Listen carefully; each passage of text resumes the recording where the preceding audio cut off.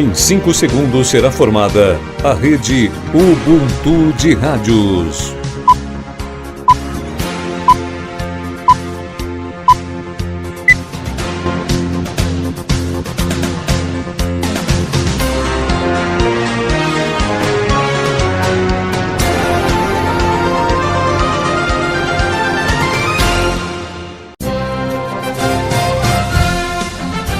Está entrando no ar pela rede Ubuntu de rádios, o jornal Ubuntu Notícias, uma produção da Rádio Ubuntu, em parceria com agências de notícias do Brasil e do mundo, com transmissão pelas emissoras que compõem a rede Ubuntu de rádio.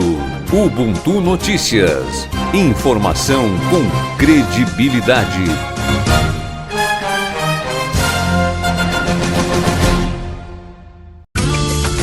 Agência BNDES de Notícias.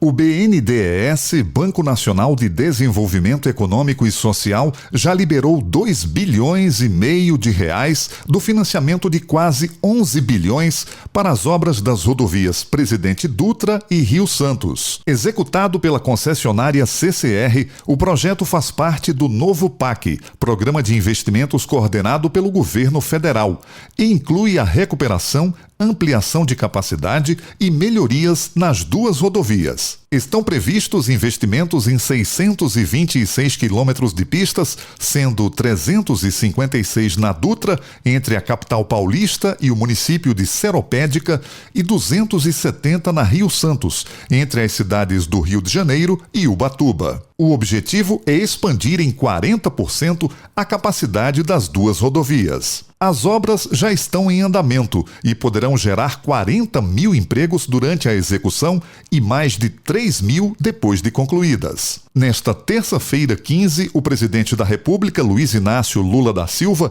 acompanhado do presidente do BNDES, Aloísio Mercadante, visitou o trecho das obras na Serra das Araras, entre os municípios de Piraí e Paracambi, no estado do Rio de Janeiro. Na ocasião, Mercadante destacou os benefícios do projeto para a população. Pela Dutra passa metade do PIB brasileiro. De tudo que o Brasil produz, metade circula na Dutra. Então, essa obra, esses 620 quilômetros que nós estamos falando, imagina, como disse o presidente, vai ter LED de ponta a ponta, vai ter 5G, vai ter viaduto em todos os municípios lindeiros, marginal nesses municípios para tirar o tráfego da cidade que circula por dentro da Dutra. E a serra com 8 pistas, quer dizer, 4 pistas para descer e para subir, uma obra ecologicamente absolutamente essencial. O projeto de melhorias na Via Dutra e na Rio Santos conecta 34 municípios, incluindo as cidades do Rio e de São Paulo, envolvendo uma população de 60 milhões de pessoas. Para mais informações, acesse agenciadenoticias.bnds.gov.br. Boletim COP30, informações da Conferência da ONU sobre mudança do clima.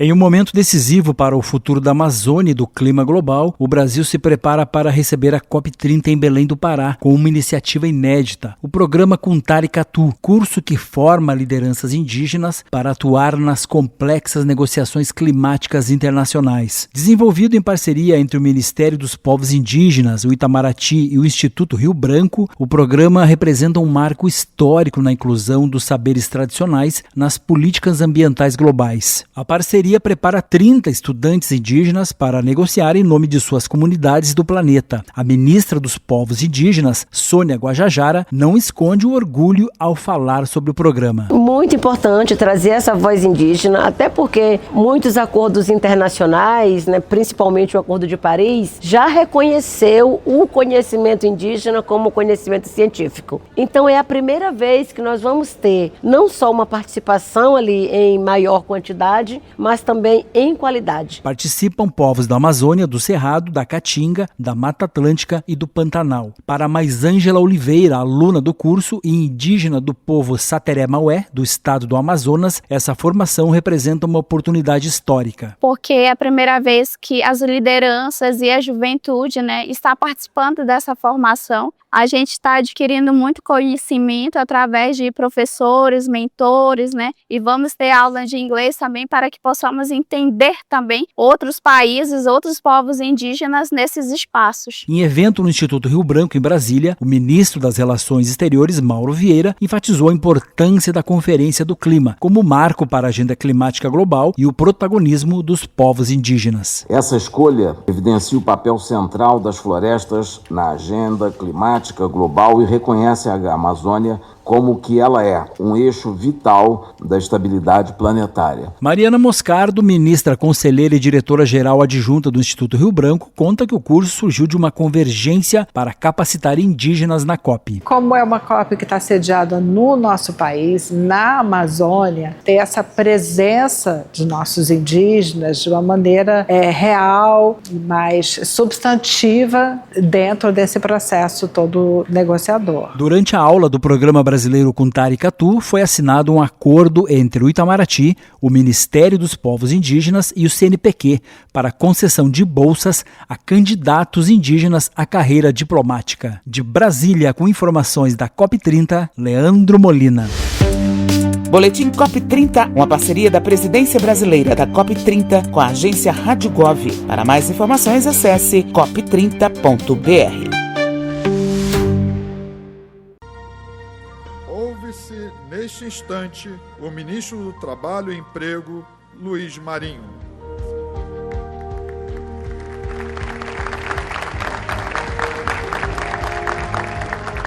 Boa tarde! Cadê aquele homem da visita? Boa tarde! Boa tarde! Comentar a todos vocês, prazer enorme estar aqui, querido presidente Lula, nosso querido dirigente da empresa, vice-presidente Alckmin, nossos queridos ministros, Haddad, Rui, Luciana, Márcio Fortes, ex-ministro das cidades aqui, Pancera, prazer enorme, Renan, nosso ministro, Benedita da Silva, grande Benê, em nome dela, como em todos os nossos deputados aqui presentes, comentar os dirigentes do sindicato, a Thaís, a fala da Thaís aqui, ela é muito inspiradora. Inspiradora porque, presidente Lula, ultimamente se observa, dizem que os jovens não querem trabalhar na indústria. E a presença de muitos jovens aqui é uma demonstração que isso não corresponde literalmente à verdade. Hoje, um dos jovens disse, olha, eu era motoboy, agora estou aqui. Não é verdade que a juventude não queira trabalhar na indústria. O que a juventude não quer mesmo é ter um chefe chato por muito tempo e ganhar pouco. Não é verdade? A juventude quer ser bem remunerada, bem qualificada, bem formada.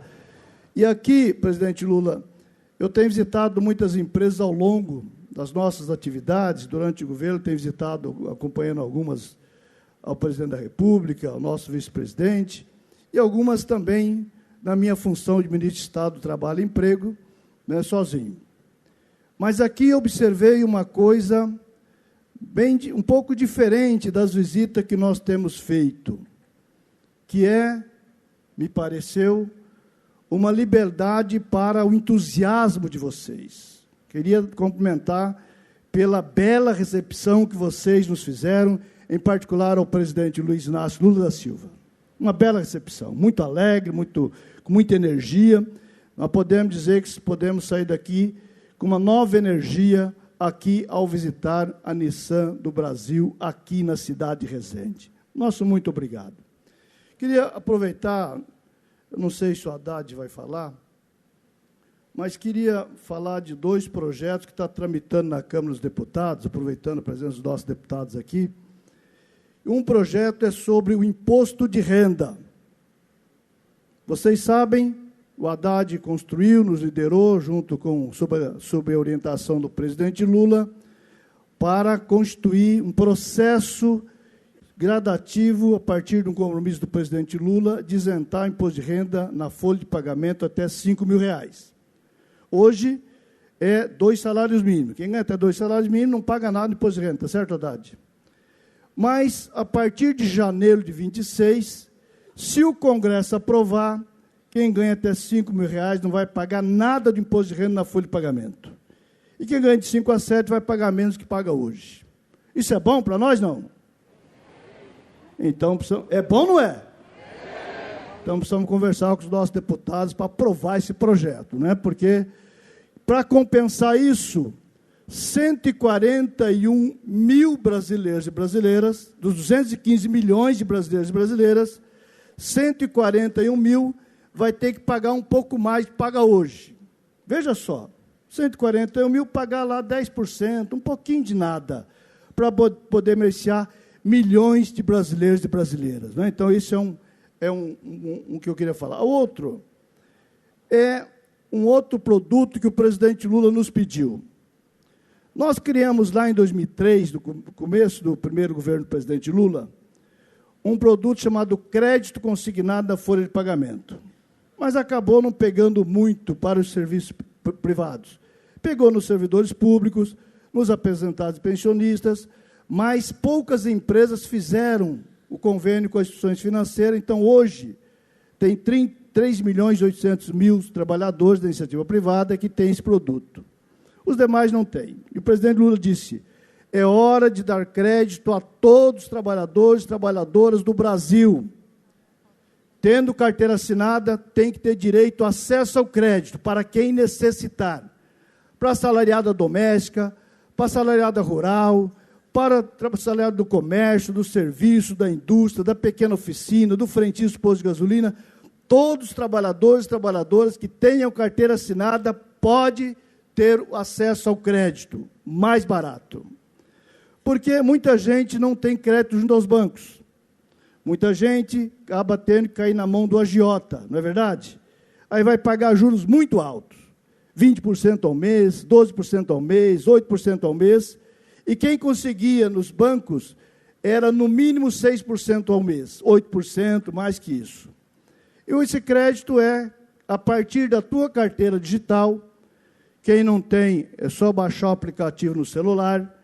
A partir da tua carteira digital, vamos imaginar que você tem uma dívida, está pagando muitos juros. Você pode acessar a tua carteira, pedir para fazer uma simulação de um valor que você deseja, para pagar, por exemplo, 18 parcelas. Os bancos têm 24 horas para lhe oferecer uma proposta. A sugestão nossa, quem precisar, não fica ansioso e toma logo, fecha o contrato logo na primeira oferta. Espera as 24 horas, todos os bancos ofertarem, aí você escolhe o menor juro que vão te oferecer. Se achar que está alto, não fecha. Dali 24 horas de novo, faça novo pedido de simulação, que eles vão chegar num patamar muito baixo do que está sendo praticado hoje no mercado. Depoimento de muita gente que já fez, e também do Banco do Brasil, da Caixa Econômica. Sempre é bom consultar o Banco do Brasil, a Caixa Econômica, né, presidente Lula? É que reduz, muitas vezes, pela metade dos juros que estavam pagando em outras instituições financeiras ou no mercado antes desse produto. Dia 21 do mês passado é que entrou a operação. Até hoje, até ontem à tarde, mais de 1.100.000 trabalhadores tinham fechado o contrato nessa operação e um valor de 6 bilhões e 600, quase 6 bilhões e 700 milhões já tinha sido ofertado para muitos trabalhadores. O depoimento é: conseguimos baixar, conseguimos melhorar a nossa vida. Sugestão: não pegue se não precisar. Pegue para trocar a dívida cara por barata ou para fazer um investimento. Alguém vai comprar uma geladeira. Faça uma simulação na loja, vê a loja que tem o menor preço. Vai lá e pede se for pagar em 12 vezes, qual seria a prestação. E depois fala, qual o preço à vista? Se eu tiver dinheiro aqui para trazer para comprar à vista, quanto seria? Vai lá e simula no banco, seguramente as 12 prestações no banco vai ser muito inferior às 12 prestações na loja. É para isso que nós criamos, é para que os nossos trabalhadores e trabalhadoras tenha direito ao acesso a um crédito que até hoje não tinha. Isto é o presidente Lula pensando no povo trabalhador do nosso Brasil. Abraço forte, que Deus abençoe.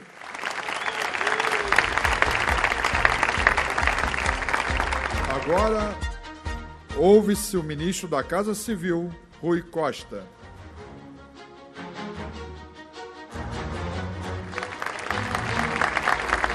Boa tarde a todos e todas. Boa tarde, gente. Aqui é rápido, eu sei que todos estão ansiosos para ouvir o presidente da República. Mas eu quero registrar, presidente, a partir do depoimento da Thaís, que, na minha opinião, é muito simbólico. Tem a ver com a história de vida dela, com a história de vida do senhor, com a minha história de vida e com a história de vida de muitos que estão aqui. E tem tudo a ver com o governo do presidente Lula.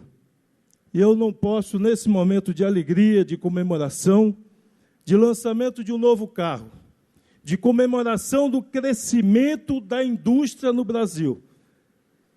Em 2023, quem puxou o Brasil para crescer foi a agricultura. Em 2024, quem puxou o Brasil para crescer foi a indústria. A indústria cresceu, a indústria de automóvel cresceu mais ainda, e pelos dados demonstrados aqui, a Nissan cresceu ainda mais. São novos empregos gerados, aqui foram anunciados mais 400 empregos. Nós temos o maior volume de emprego registrado em apenas 2 anos, 3.200.000 novos postos de trabalho em apenas 2 anos. É a maior massa salarial dos últimos 10 anos. Com crescimento real do salário mínimo, com crescimento de oportunidades. E a Thaís falou aqui da educação. E nós encontramos, Thaís, em janeiro de 23, quando nós entramos, unidades de universidades paralisadas. 3.500 escolas paralisadas. Mais creches paralisadas. E o presidente Lula entrou, retomou todas elas. Em 2 anos, nós já entregamos mais da metade das que estavam paralisadas. E o presidente Lula já anunciou mais 100 novos institutos federais de educação tecnológica espalhados pelo país. 100 novos. Chegaremos a 700 institutos federais espalhados pelo país. Para quê? Para poder dar oportunidade a pessoas como você. Porque o presidente gosta de repetir, apesar de não ter nível superior, acredita na educação como instrumento de transformação da vida das pessoas. Você chegou até aqui através da educação. Eu cheguei até aqui através da educação e muitos outros chegarão porque esse ano saiu o resultado em apenas 2 anos do censo escolar. E o presidente pediu, há 2 anos atrás, eu quero as escolas do Brasil em tempo integral. Tivemos o maior crescimento, tanto no ensino fundamental como no ensino médio, da escola de tempo integral, que é aquela que a criança fica a maior parte do dia dentro da escola, fora da zona de risco das ruas das cidades brasileiras. Estudando mais, pesquisando mais, fazendo esporte, fazendo cultura e sendo gente. Então, aqui é um momento de alegria e dizer, Thaís, tudo o que você falou tem a ver com a transformação que o Brasil está tendo com o presidente Lula, que voltou a fazer esse país sonhar em ser um país de todos os brasileiros. Que Deus nos abençoe. Parabéns.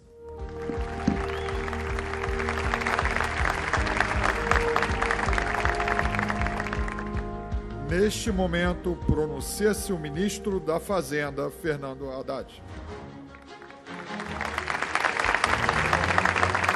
Presidente, eu vou falar rapidinho, porque o Rui e o Marinho já falaram tudo que tinha para ser dito aqui, e as pessoas querem ouvi-lo.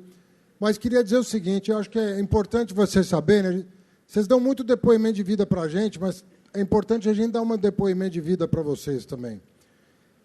Eu sou professor universitário, e eu, para falar a verdade, gostava de política, sempre gostei de observar a vida pública, de participar como cidadão, mas tinha muita dúvida se ia ocupar um cargo, se eu ia participar de um governo.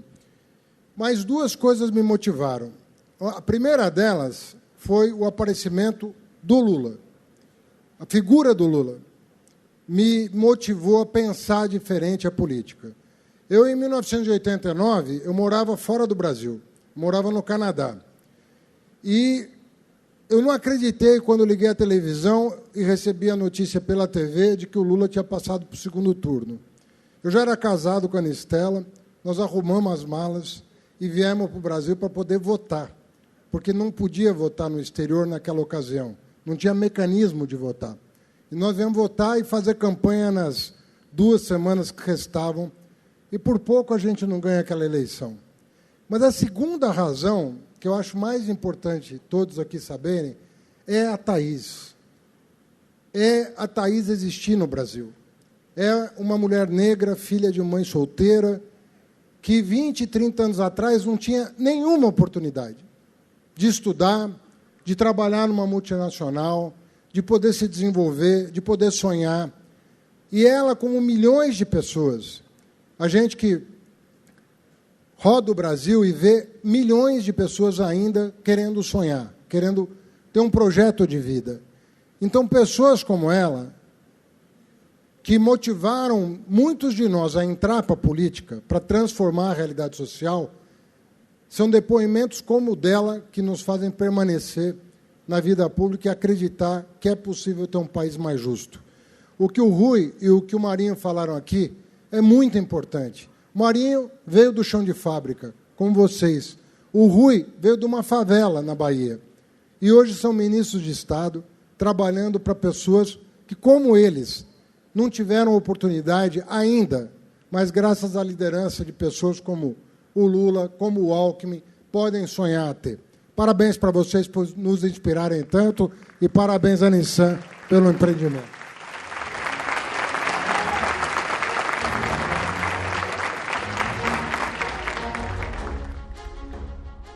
Neste instante, ouve-se o vice-presidente da República e ministro de Estado do Desenvolvimento, Indústria, Comércio e Serviços, Geraldo Alckmin. Boa tarde. Eu vou seguir o roteiro da brevidade aqui. Então, saudar o presidente Lula, nosso governador, ministros, o Gui Rodrigues e o Gonzalo, amigas e amigos. Há um grande esforço do presidente Lula em fazer a indústria no Brasil crescer. A indústria está na ponta da inovação e da tecnologia, agrega valor, paga salários mais altos, promove o desenvolvimento do país.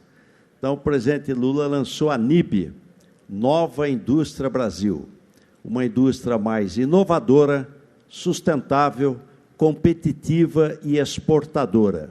O exemplo é a Nissan, inovadora. Acabou de ser assinado aqui, ministra Luciana, a FINEP, Pancera, com a Nissan para inovação. Está na ponta da tecnologia. O carro é o que há de mais avançado em termos de tecnologia. Uma indústria sustentável, flex, né, motor flex. O presidente Lula sancionou a lei do combustível do futuro, etanol na gasolina, bio no diesel, hidrogênio verde, veículos elétricos, híbridos. Nós estamos na vanguarda da sustentabilidade. Teremos até esse ano no Brasil a COP30, lá na Amazônia, em Belém, no fim do ano.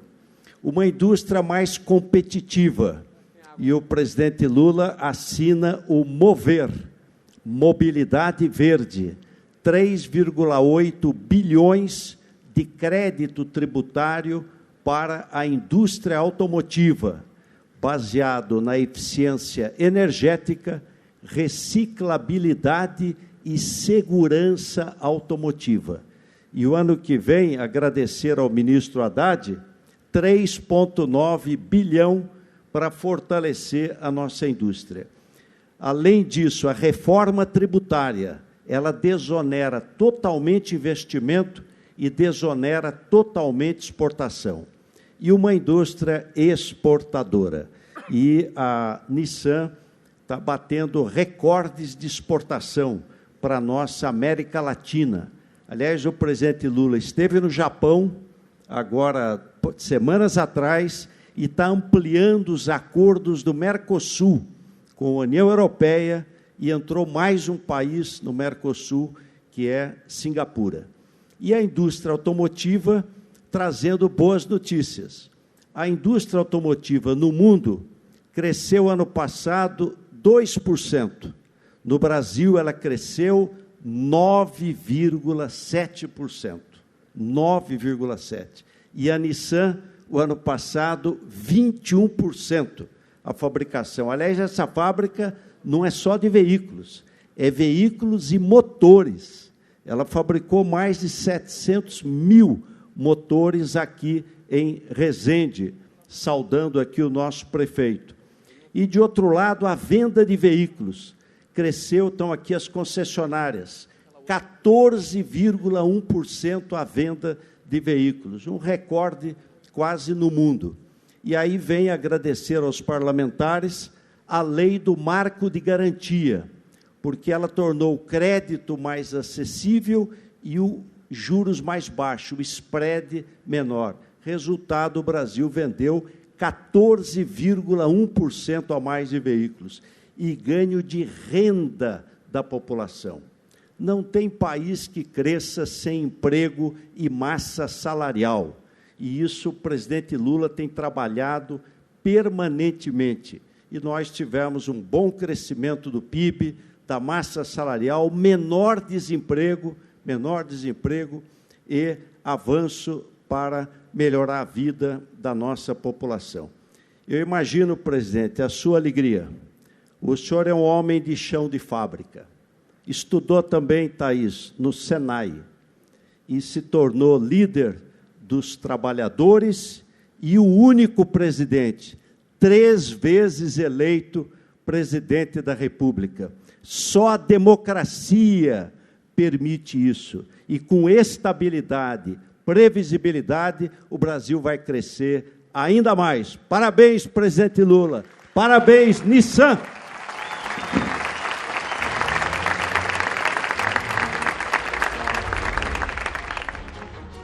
Bem, primeiro, eu acho que nós já falamos demais.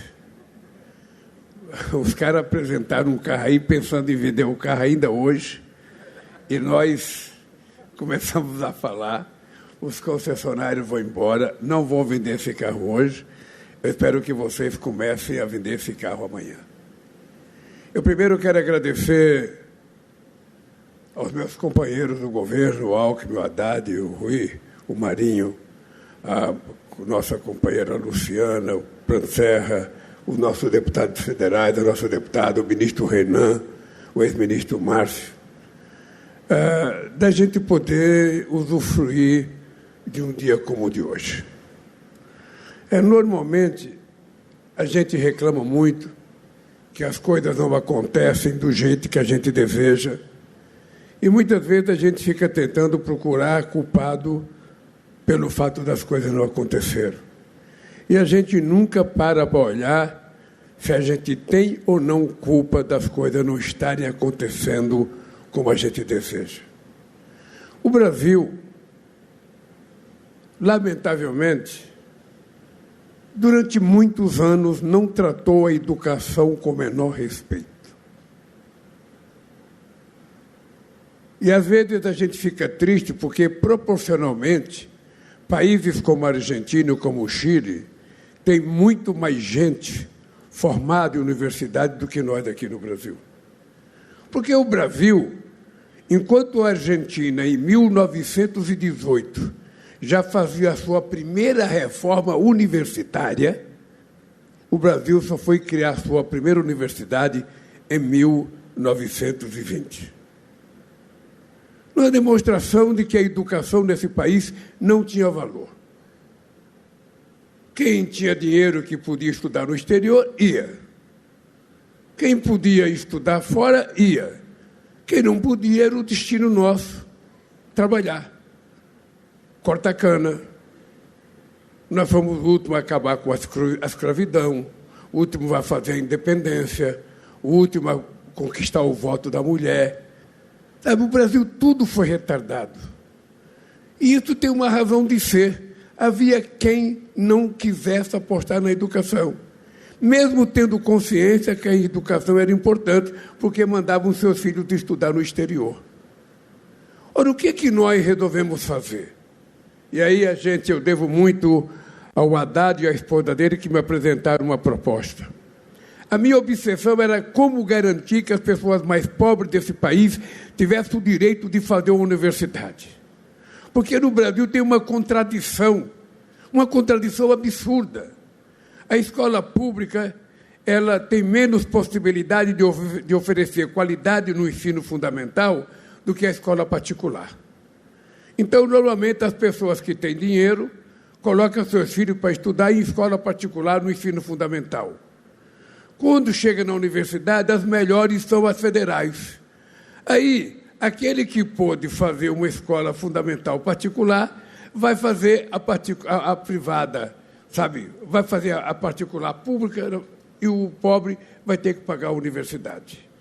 E muitas vezes as pessoas passavam no vestibular e quando iam estudar numa escola particular, o preço era os olhos da cara, as pessoas não podiam estudar.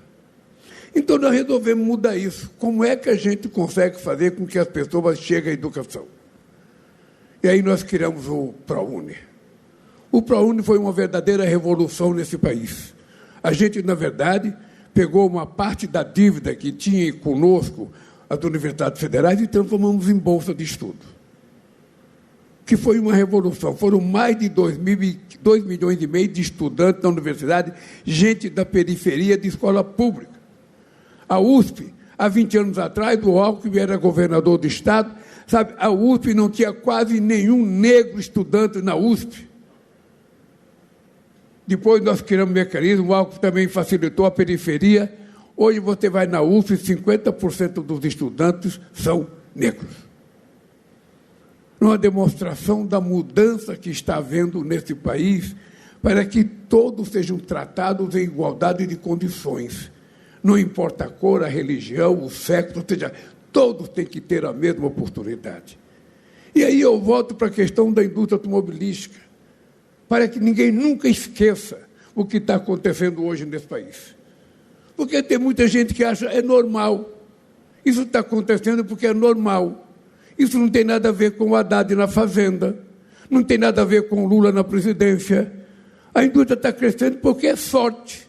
É porque nós somos competentes. É porque nós fazemos as coisas direito. Porque nós sabemos vender carro. Será que isso é verdade? Vamos pegar um curtíssimo histórico para a gente ver o que aconteceu nesse país. 31 de dezembro de 2010. Vocês têm noção quantos carros eram emplacados nesse país? Vocês se lembram? Quantos carros eram emplacados dia 31 de dezembro de 2010, ou dia 1º de janeiro de 2011, era praticamente 3.600.000 carros. 3.600.000 carros eram vendidos até 2012. O que aconteceu de 2012 até outro dia? Quando eu voltei para a presidência em 2023, você sabe quantos carros eram vendidos nesse país? 1.600.000 carros. Menos da metade do que vendia entre 2010 e 2012. Quantas concessionárias fecharam nesse país? Quantas? Porque não tinha carro para vender e porque quando tinha o povo não tinha dinheiro para comprar. Todo mundo se lembra disso. Todo mundo se lembra. A história é muito curtinha para a gente saber o que aconteceu nesse país. Acontece que esse país não levava em conta a necessidade de fazer com que o dinheiro circulasse na mão de todas as pessoas. Eu tenho uma máxima que eu digo todo dia: muito dinheiro na mão de poucos significa pobreza. Pouco dinheiro na mão de muitos significa distribuição de alguma coisa. Eu poderia pegar um exemplo aqui. Aqui vamos supor que tenha por volta de 500 pessoas. Eu contei, eu estava contando, deve ter 260 de um lado e deve ter 260 do outro. Ao todo deve dar 520 mais ou menos. Tá? Mas como eu não sou nenhum centro de pesquisa, fica no mais ou menos. Então imagina vocês que a Nissan me dava esse carro aqui. Quanto custa esse carro? Não precisa falar o preço. Eu invento o preço. Não precisa falar o preço. Eu invento um preço aqui. Vamos supor que esse carro custasse 1 milhão. 1 milhão. E a Nissan me desse o carro e eu falava, eu não quero o carro, me dê o dinheiro. Ele me dava 1 milhão. Eu colocava no bolso, ia num banco, depositava numa conta minha para render juros. O que ia acontecer? Todos vocês iam ficar lambendo o dedo e eu ia guardar 1 milhão só para mim. Ora, mas se ao contrário de dar 1 milhão para mim, a Nissan pegasse esse 1 milhão e repartisse R$1.000 para cada um, o que iria acontecer? Todos vocês iam tomar uma cerveja hoje à noite, todos vocês iam no supermercado comprar alguma coisa, todos vocês iam comprar 1 quilo de carne, todos vocês iam comprar alguma coisa. O dinheiro iria circular rapidamente, iria voltar para a própria Nissan, porque vocês iriam conseguir até comprar um carro. O que aconteceu no Brasil é exatamente isso. O dinheiro começou a circular, as pessoas começaram a se formar melhor, as pessoas começaram a ganhar um pouco mais, o salário mínimo passou a ser um pouco mais do que a inflação, porque tem gente que na hora que ele vai pagar o salário mínimo, ele acha que o salário mínimo é muito alto. Porra, eu estou pagando para essa empregada doméstica R$1.000. Ô, gente, R$1.000 não é alto, nem 1.500. Ao invés de olhar a pessoa como empregada assalariada, olha ela como consumidor. Não dizem que o cliente é a coisa mais importante numa loja? Não é? Quando vocês vão vender um carro, o cliente não é o mais importante? Então, imagine o trabalhador que você paga o salário, um cliente, um consumidor. Porque aí a gente fica mais leve para pagar e a gente fica mais perceptivo de receber de volta esse dinheiro com as pessoas consumindo. É esse o milagre que está acontecendo no Brasil. Primeiro, seriedade, estabilidade econômica. Segundo, estabilidade política. Terceiro, estabilidade jurídica. Quarto, estabilidade social. E quinto, previsibilidade. Nesse país, ninguém precisa ficar contando mentira. Nesse país, ninguém precisa ficar fazendo fake news. Nesse país, ninguém precisa ficar ofendendo as pessoas, desmoralizando as instituições, agredindo os outros. Esse país é para seguir o exemplo dos trabalhadores da Nissan. Ser respeitoso não é mérito, é obrigação nossa respeitar o próximo, tratar com carinho o próximo, estender a mão para quem necessita. É isso que eu vi que vocês aprenderam aqui na Nissan. Educação. Educação. Eu fui no Japão agora, dei até um abraço no imperador. Disse que não podia tocar no imperador, eu dei logo um abraço nele, que é para ele saber como é que brasileiro age. Então eu fui, sabe, é o seguinte, é uma educação um pouco refinada que nós precisamos aprender para a gente poder viver democraticamente de forma civilizada. Não é possível que esse país, que era o país mais querido do mundo, esse país era o país mais alegre do mundo, de repente foi tomado pelo ódio. De repente o pai não quer conversar com o filho porque o filho pensa diferente dele. De repente, a mulher não quer conversar com o marido porque ele pensa diferente dela. De repente, o pai quer brigar com o afilhado. Onde é que já se viu uma sociedade como a nossa, amorosa, trabalhadora, alegre, que tem samba, que tem futebol, que tem um monte de coisa, ser tomada pelo ódio, ser tomada pelo desrespeito? Por isso eu fiquei feliz com o tratamento que vocês prepararam para nós aí. Eu vou até reivindicar para vocês ganhar hora extra pelo carinho que vocês me trataram aí, um pouco mais. Então, gente, eu estou dizendo isso para a gente saber que as coisas não acontecem, sabe, de forma gratuita. O que está acontecendo no Brasil não é sorte. Vocês estão lembrados no outro mandato meu, de 2003 a 2010, quando a economia chegou a crescer 7,5%? Está crescendo porque o Lula tem sorte. Quisera Deus que esse país só tivesse presidente que tivesse sorte. Quem sabe a gente estaria no G7, no G5, no G4, que já para a gente fosse mais importante. Nós cansamos de ser tratado como um país pobre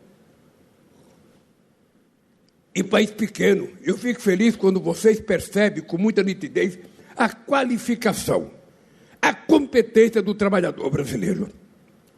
Ele não deve nada a nenhum trabalhador do mundo, nem a russo, nem a chinês, nem a japonês, nem a americano. O que falta para o povo brasileiro era a oportunidade que vocês estão tendo de ter um trabalho decente, de ter uma boa formação. Tem gente que não gosta que eu falo isso, mas é uma vergonha para a elite brasileira. Uma vergonha para a elite brasileira que seja um presidente que só tem um diploma do Senai, o presidente que mais investiu em universidade na história do país, o que mais investiu em Instituto Federal e o que mais fez extensão universitária. Por que isso? É sorte? Não. É vontade. É compromisso. E eu sou daqueles que não desistem nunca. Não existe nada impossível quando a gente tem vontade de fazer. E eu voltei à presidência da República para provar que esse país não pode ser um país eternamente pobre, eternamente vivendo de Bolsa Família. Não, nós precisamos fazer as pessoas se formarem adequadamente, aprender uma profissão, para as pessoas poderem constituir família, terem prosperidade e viver bem num padrão de classe média. É isso que nós desejamos. Eu quero que todo mundo possa comprar um carro desse. Mas enquanto não puder, compre o mais baratinho, que vai ajudar outra indústria que produz o carro mais baratinho. Mas, obviamente, que quanto mais classe média vocês criarem, mais gente vai comprar esse carro chique aqui, que quem sabe um dia eu até vou comprar um, vou botar a mão nele aqui, para mostrar o meu desejo de ter esse carro. Então, gente, é isso. Thaís, vem aqui um pouquinho, Thaís. Vem cá.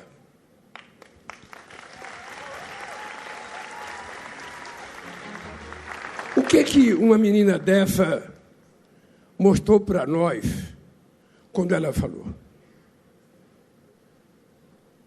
É que a gente não pode nunca parar de acreditar e de querer as coisas. Não existe espaço para você parar resmungando, porque fulano não presta, o prefeito não presta, o governador não presta, o presidente não presta, o deputado não presta, a Nissan não presta. Não. Nós precisamos fazer uma avaliação interna nossa para saber se a gente está fazendo o mínimo necessário que Deus quer que a gente faça. Porque Deus, quando nos colocou no mundo, Ele nos colocou inteligência, nos colocou isso aqui para trabalhar, as pernas para andar, sabe, para jogar futebol até, e para trabalhar na Nissan. Ou seja, o que nós precisamos é aprender a utilizar as armas que nós temos. Senão, qual é a explicação que eu posso dar do ponto de vista sociológico? Qual é uma explicação que eu posso dar para os cientistas políticos desse país? Que um cara que nasceu em Caeté, que poderia ter morrido de fome antes de completar 5 anos de idade, que veio para São Paulo com 8 irmãos, passando necessidade, passando fome, sem ter o que comer, esse cara vira presidente da República. Qual é a lógica disso? Se não fosse, primeiro, uma coisa chamada Deus, sabe, que está dentro de nós e faz a gente crescer quando a gente merece. Segundo, é a vontade de disputar. Eu um dia fui a Brasília, pedi para não votar uma lei que prejudicava os trabalhadores. Cheguei em Brasília, eu descobri que não tinha um deputado trabalhador. Aí eu voltei para casa, Júlio, e falei, peraí, eu sou um bobão. Como é que eu quero que vote uma lei para ajudar o trabalhador se não tem nenhum trabalhador lá dentro?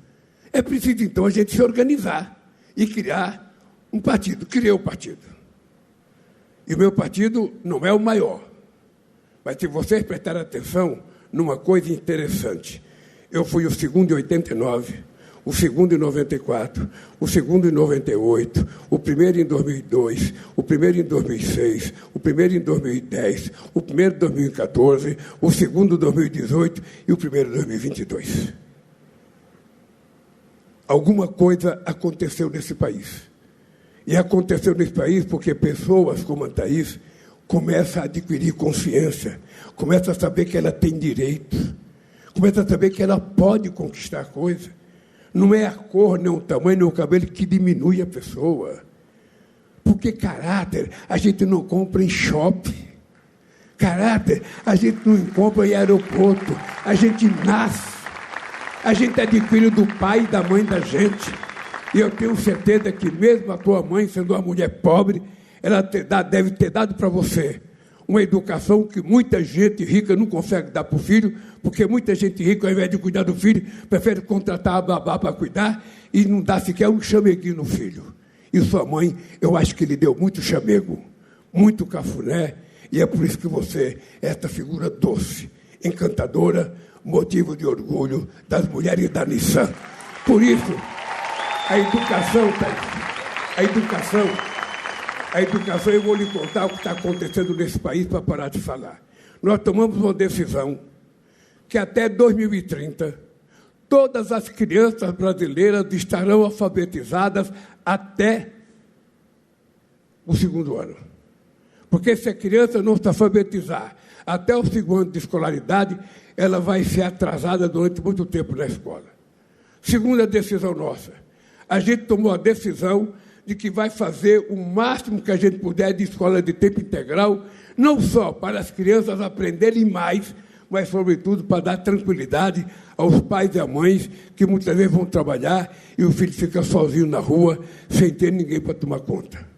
A terceira coisa que nós vamos fazer é cuidar do ensino médio.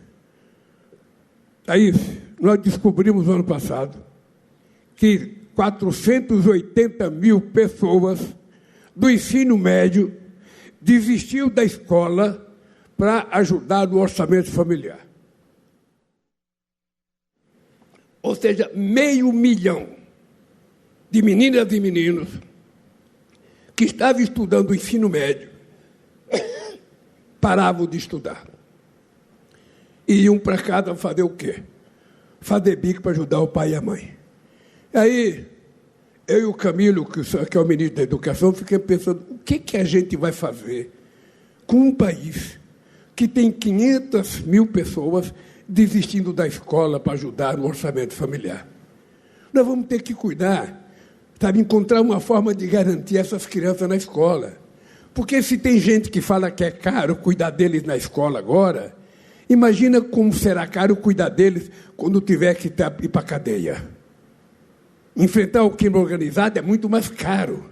E o que nós resolvemos fazer, Thaís? Nós criamos uma coisa chamada pé de meia.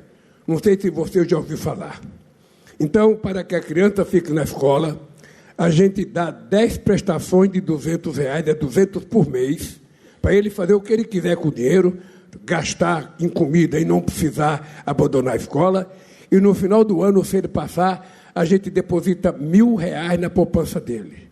No ano seguinte, a mesma coisa, mais 10 de 200, mais uma de 1.000. Quando chegar no final do ciclo, ele tem R$9.000 se ele guardou o dinheiro. E ele pode começar a vida dele com muita tranquilidade, sem desistir da escola. A coisa mais impressionante que nós descobrimos é que meninos e meninas que já tinham desistido da escola voltaram a estudar por conta do pé de meia. Parece muito, não é muito. Gastar 6 bilhões com 4 milhões de jovens, a gente está apostando em salvar esse país. Porque se esse país tivesse investido na educação, quando todo mundo investiu, nos anos 50 ou nos anos 60, a gente não teria a quantidade de analfabetos que nós temos hoje. 60 e poucos % das pessoas não têm mais que o ensino fundamental. E aí a gente perde competitividade. A gente perde capacidade produtiva, a gente perde no avanço tecnológico. Então, investir em educação, Thaís, não é mais do que obrigação. Não haverá outra saída para o Brasil se a gente não investir em educação, educação, educação. E vocês têm que estudar, estudar, estudar, porque senão esse país não vai dar o salto de qualidade que o país precisa. E essa é a minha função. E sabe por que eu penso assim? Porque eu não tive diploma universitário. E como eu não tive diploma universitário, eu quero que todo filho de trabalhador, todo filho de pessoa pobre, todo filho de empregada doméstica possa disputar uma vaga na universidade com o filho do patrão dela. Não é aniquilar a pessoa por preconceito, é pobre não estuda, não. É por qualidade. Vamos dar a mesma chance, a mesma qualidade de comida, a mesma qualidade de ensino, a mesma qualidade de professor e vamos ver quem é que vai conseguir chegar lá. E é por isso que surge uma pessoa como você, com esse sorriso maravilhoso, sabe? Jovem, com uma fé tremenda na Nissan. Vocês tomem cuidado dela, porque ela está com uma fé muito grande. Se vocês soubessem o que as pessoas falaram para mim, eu perguntava para todo mundo, sabe, você gosta da Nissan? É maravilhosa. Você está bem aqui? Maravilhoso. É o melhor emprego que eu tenho. Então, cuide, porque fazer carro bom é bonito. Agora, cuidar das pessoas é mais bonito ainda. Por isso, gente, meus parabéns à direção da Nissan. Meus parabéns pelo lançamento do carro. Meus parabéns pelo cumprimento da promessa que vocês me fizeram quando me visitaram em 2023. Vocês foram os primeiros empresários a fazer promessa de investimento e cumpriram. Depois de vocês, o ano passado, nós recebemos das empresas todas para fazer investimento de 139 bilhões de reais. Mas vocês foram a primeira.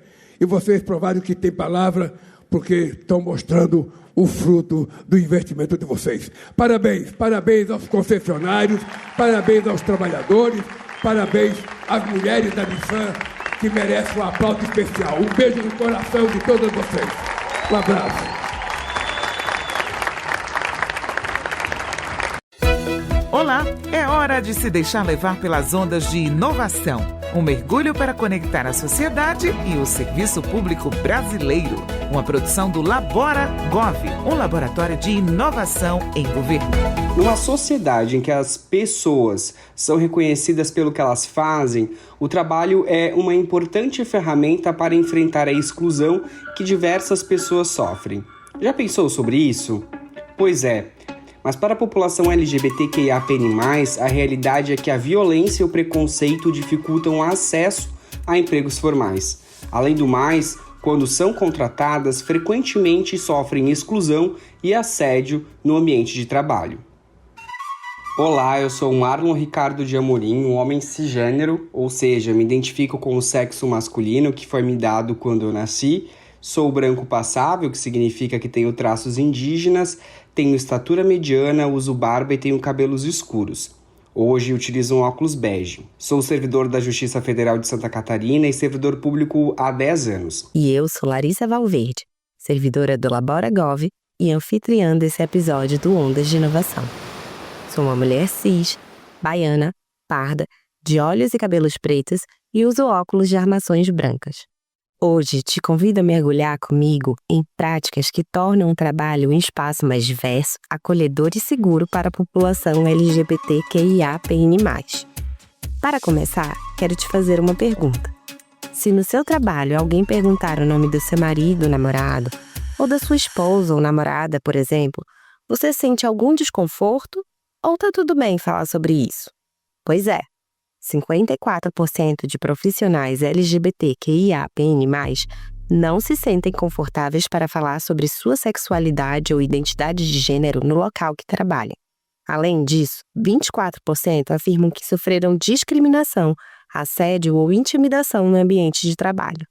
E se eu te contar que somente 1 em cada 4 pessoas da comunidade LGBTQIAPN+, conseguiu um emprego com carteira assinada em 2023?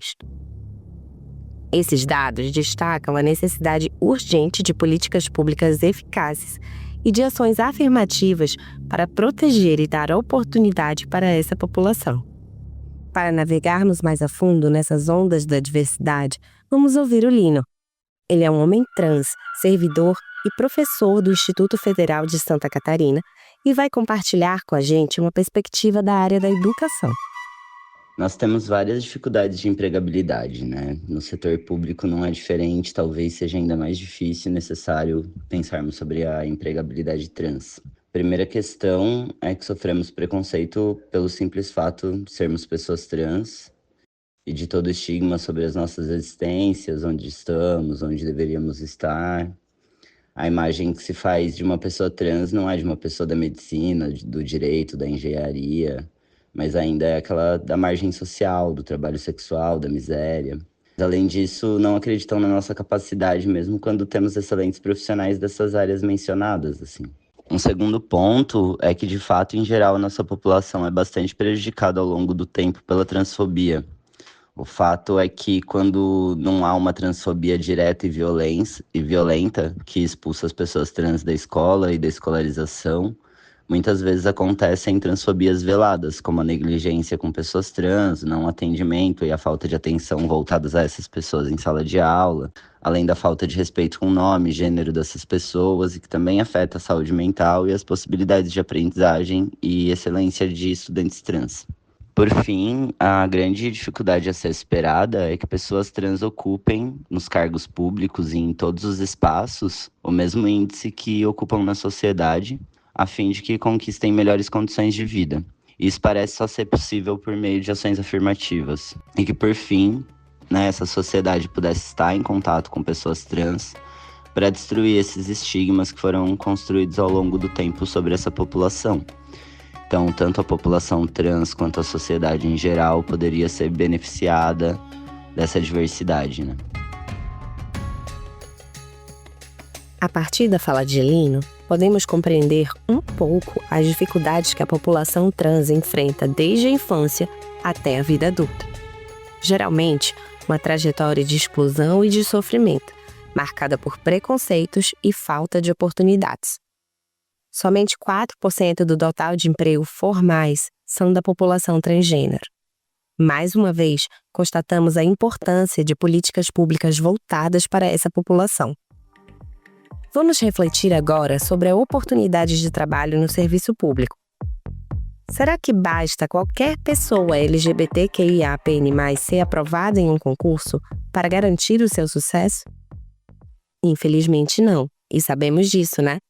É preciso garantir a permanência das pessoas LGBTQIAPN+, em um ambiente acolhedor e inclusivo para promover o seu desenvolvimento. Isso traz oportunidades de crescer, de ocupar espaços de destaque e de ter êxito em suas carreiras. A permanência é manter-se no trabalho com o apoio de práticas que criam um lugar seguro, onde todas as pessoas possam contribuir com confiança. E como podemos fazer isso? Com ações contínuas de acolhimento, capacitações, formações sobre diversidade, escuta ativa, suporte psicológico, políticas de enfrentamento ao assédio e à discriminação, entre outras medidas que promovam o bem-estar e o bem-viver no mercado de trabalho. Já o êxito tem a ver com o sucesso que essas pessoas podem alcançar em suas carreiras, uma vez que esteja em um ambiente de trabalho que valorize suas habilidades e seus talentos. Existem vários mecanismos de inclusão nesse sentido, como acesso a programas de capacitação, participação dentro das suas organizações ou em redes, além de promoções e nomeações em cargos de alta gestão. Não basta apenas que as organizações públicas abram suas portas para pessoas diversas. É necessário que essas pessoas tenham oportunidades reais de crescimento profissional, independente de sua orientação sexual, identidade de gênero, raça ou deficiências. Ou seja, as organizações devem assumir o compromisso pela equidade. É preciso que as lideranças se dediquem a enfrentar as desigualdades e a discriminação de forma ativa e transparente. Quer saber como? O Marlon conta pra gente algumas práticas para garantir o êxito LGBTQIAPN+, no serviço público. Criar redes de apoio dentro das organizações nas quais as pessoas possam compartilhar suas experiências, discutir desafios e buscar soluções coletivas, promover atividades educativas sobre diversidade e combater o assédio e a violência, coletar, organizar e acompanhar dados sobre a diversidade. A gente sabe que a falta de dados reforça a exclusão desses grupos LGBTQIAPN+, e sem esses dados é difícil entender a realidade das pessoas LGBTs para assim desenvolvermos políticas públicas que realmente funcionem. Além disso, adotar ações afirmativas, como cotas para pessoas trans em concursos públicos, como já foi feito pelo Ministério Público da União. Mas o que será que está acontecendo no governo federal para garantir a dignidade e a inserção de pessoas LGBT+ no mercado de trabalho? Para descobrir, vamos ouvir um trechinho de um episódio do programa Matérias da Voz, disponível na Rádio Golf. No mês da diversidade, o governo federal anunciou 3 programas para garantir a dignidade e a inserção no mercado de trabalho de pessoas LGBTQIA+. Até o fim deste ano, vão ser investidos mais de 8,5 milhões de reais. O programa Acolher Mais atende pessoas LGBTQIA+, em situação de rua ou abandonadas pela família. Já o programa Bem Viver Mais é destinado ao apoio de práticas de autoproteção e de autocuidado de populações LGBTQIA+, que estão no campo e nas florestas, como camponeses, indígenas e quilombolas. E no programa Empodera Mais, o objetivo é gerar oportunidade de emprego e renda. A secretária nacional dos Direitos das Pessoas LGBTQIA+, Simi Lahar, afirma que os programas são emergenciais para esta população tão vulnerabilizada. Esse orçamento vai permitir, pela primeira vez, a gente construir programas que vão conectar o governo federal numa ação direta com a ponta e o atendimento às pessoas LGBTQIA+. E a partir daí, construir o que nós chamamos de Política Nacional dos Direitos das Pessoas LGBTQIA+, e institucionalizar essa política. Sabemos que nós, mulheres cis ou trans, somos mais vulneráveis à violência doméstica. Dados de 2023 mostram que 30% das mulheres do país já sofreram algum tipo de violência doméstica ou familiar provocada por um homem. E que, quanto menor a renda, maior a chance de ser agredida fisicamente. Romper com o ciclo de violência, retomar a vida e entrar no mercado de trabalho é um desafio para tantas de nós que vivem essa triste realidade. Com o objetivo de gerar oportunidades e transformar as vidas dessas mulheres, o governo federal instituiu em 2023 uma nova política. Salve, pessoal! Eu sou Cláudia Martinelli, diretora de Inovação Governamental no Ministério da Gestão e da Inovação em Serviços Públicos. Eu sou uma mulher de estatura média, pele clara, tenho cabelos ondulados, castanhos, logo abaixo dos ombros. Meus olhos também são castanhos e eu uso um óculos de armação fina e preta.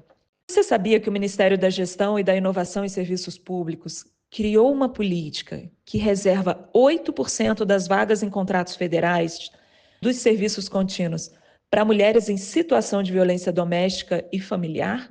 Essa iniciativa representa uma grande oportunidade para que essas mulheres, incluindo aqui as trans em situação de violência, conquistem sua independência financeira e rompam com os ciclos de violência a que estão submetidas, incluindo aí a violência patrimonial. Mais do que garantir emprego, essa política permite a essas mulheres que sejam reconhecidas e valorizadas por suas capacidades profissionais e também ajuda no combate ao preconceito e aos estigmas a que tantas vezes elas estão submetidas ao longo de suas vidas.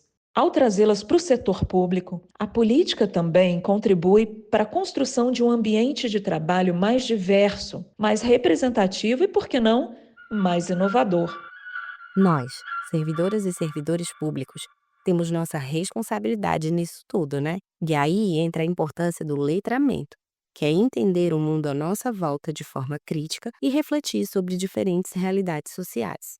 Para isso, devemos buscar informações, aprender conceitos básicos e combater preconceitos, respeitando as diferentes identidades de gênero e orientações sexuais existentes. Se você chegou até aqui, percebeu que a luta pela diversidade e inclusão no serviço público não é apenas uma questão de representatividade, certo? Como Marlon explicou, as políticas de inclusão, permanência e êxito são essenciais para garantir que a diversidade não seja apenas um dado estatístico ou algo bonito de se falar. Devem ser direitos realmente garantidos para todas as pessoas, sem exceção. Precisamos de políticas públicas que considerem a interseccionalidade, ou seja, que considere diferentes características da identidade de uma pessoa, como gênero, raça e orientação sexual. Por exemplo, cerca de 80% das mulheres trans e travestis vítimas de violência são negras ou pardas, o que reafirma o preconceito racial e evidencia a urgência de políticas públicas interseccionais. Vale sempre lembrar: uma peça essencial para a inovação e criatividade é ter um ambiente de trabalho com pessoas diferentes, trazendo experiências e pontos de vista variados. Pode ser desconfortável? Sim, e é. Mas é também necessário para combatermos preconceitos e estigmas, termos empatia e altruísmo e, assim, promovermos ambientes de equidade no serviço público. Se você não sabe o que significa a sigla LGBTQIAPN+, vou te explicar. Ela representa diferentes identidades, por isso, cada letra é importante. L é para lésbicas, G para gays, B para bissexuais, T para transexuais, Q para queer, ou seja, que não se encaixa nas definições tradicionais de gênero ou de sexualidade. I para intersexuais, aqueles que nascem com características biológicas de ambos os sexos, e A para assexuais, quem não sente atração sexual. A sigla ainda inclui o P para pansexuais, que se atraem por pessoas independentes do gênero, e N para não binários, que não se identificam exclusivamente como homem ou mulher. O sinal de mais é para incluir todo mundo. Eu sei que é difícil decorar e até falar todas as letras, e está tudo bem. Mas precisamos reconhecer que existem essas diferentes identidades e que devemos respeitar e garantir seus direitos. Afinal, aprendemos que não precisamos ser LGBTQIAPN+, para entender que há desigualdades de direitos por causa de preconceitos de gênero e de identidades, né? Bom, chegamos ao fim desse episódio. Muito obrigada por mergulhar comigo nessas ondas de diversidade e orgulho. Você ouviu Ondas de Inovação, uma produção do Labora Gov, um laboratório de inovação em governo no Ministério da Gestão e da Inovação em Serviços Públicos.